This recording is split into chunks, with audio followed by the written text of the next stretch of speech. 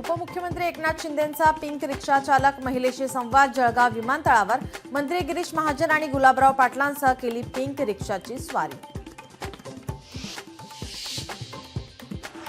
पुण्याच्या शिरूर तालुक्यात मुसळधार पावसामुळे डिंभे धरण आणि माळीण परिसर जलमय। पावसामुळे अनेक गावांचा संपर्क तुटला।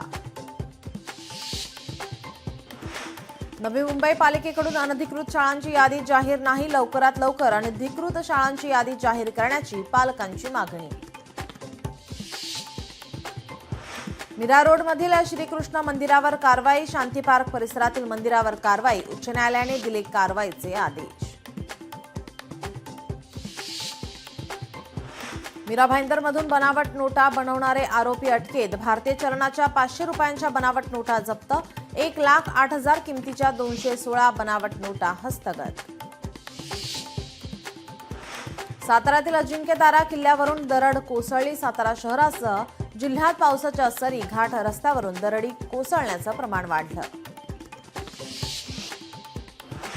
चिन्नास्वामी स्टेडियम बाहेर चेंगराचेंगरी प्रकरणी विराट कोहली विरोधात बंगळुरू पोलिसात तक्रार दाखल।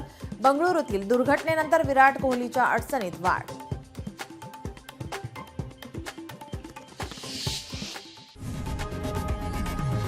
लोकशाही मराठी ऐका, पहा, जागरूक रहा।